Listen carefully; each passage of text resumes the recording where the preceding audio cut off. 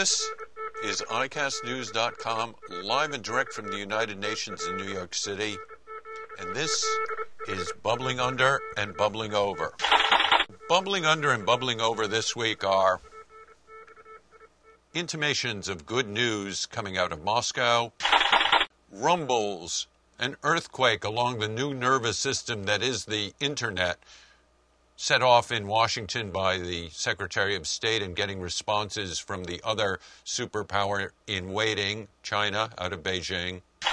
What's also emanating is a different kind of earthquake, the consequences of the earthquake in Haiti, and some sad news at United Nations headquarters here in New York. Out of Moscow, actually, what looks like remarkably good news for so many years during the Cold War, mutually assured destruction. The number of nuclear weapons the United States and then the Soviet Union, now the Russian Federation, had pointed at each other, looked to be going down. Sergei Viktorovich Lavrov, the Russian foreign minister, has indicated within the last 24 hours that he expects that remaining questions that stand in the way of resolving a nuclear arms reduction treaty that will bring both sides down to something between 1,500 to 1,670 nuclear weapons and 500 to 1,100 delivery vehicles aimed at each other, looks to be within reach, following hard on the heels of a visit to Moscow, a quiet visit to Moscow by Admiral Mike Mullins, the chairman of the Joint Chiefs of Staff, and Mr. James Jones, the national security chief. Sergei Lavrov, who is not one given to over-optimism, says that negotiations that will resume soon between the United States and Russian representatives should have in hand by May a nuclear arms reduction agreement. The image of the Cold War, however, continues to linger.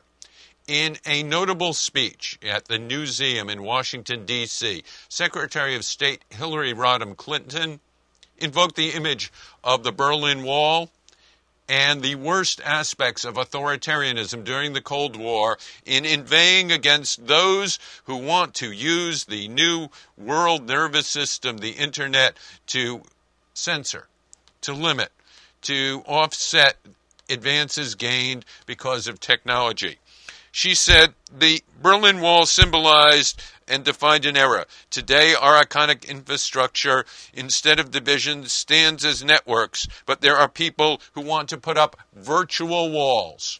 And those she cited as trying to put up virtual walls included Tunisia, Egypt, Vietnam, Uzbekistan, and China. The Secretary of State was very pointed. In an Internet-connected world, an attack on one nation's networks can be an attack on all.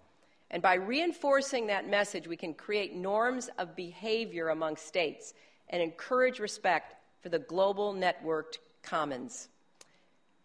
The final freedom, one that was probably inherent in what both President and Mrs. Roosevelt thought about and wrote about all those years ago, is one that flows from the four I've already mentioned: the freedom to connect, the idea that governments should not prevent people from connecting to the Internet, to websites. Secretary of State Clinton emphasized that contravening the Universal Declaration of Human Rights, a basic United Nations document, by censoring, by filtering, by escaping from the freedom to express ideas across the Internet, was a violation of basic, universal, and United Nations principles. In addition, she was extremely strong on one point.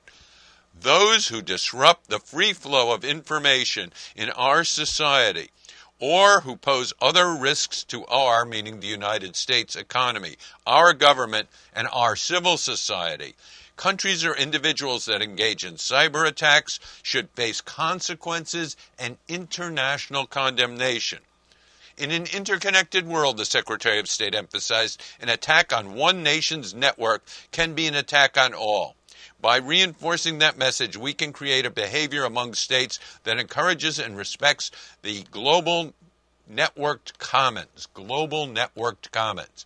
She castigated those who were bringing down a virtual wall, a Berlin-like wall on freedom of expression.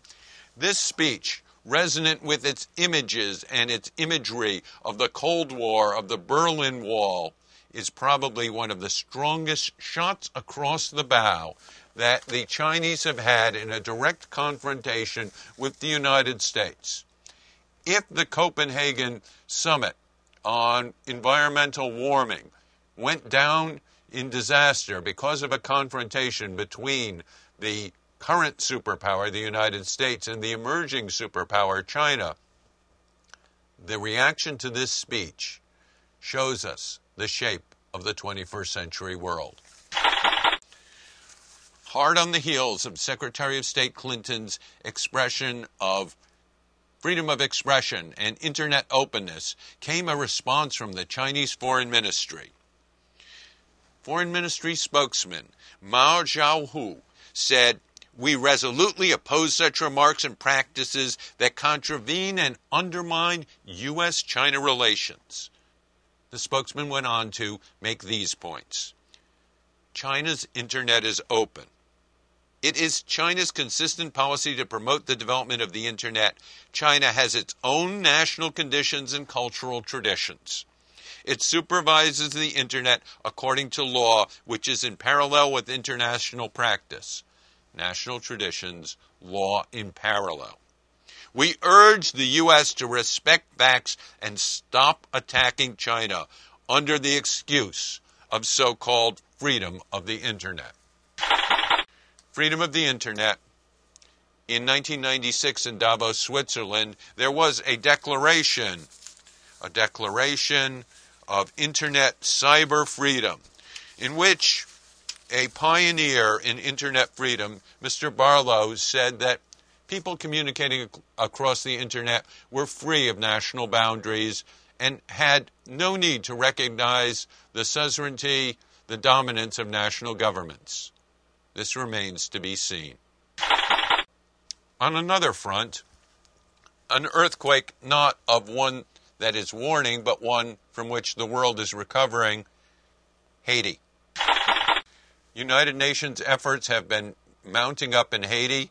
Disagreements with the United States military seem to be smoothed out of the way. An agreement has been reached between the U.S. military and the United Nations people trying to operate on behalf of the Haitian government in Port-au-Prince. Whether this will do away with all the little petty jealousies and infighting, whether it will get out of the way the accusations with Doctors Without Frontiers that the military was giving priority to things that the Doctors Without Frontiers, Doctors Without Borders in English, saw as more important than strict order, remains to be seen.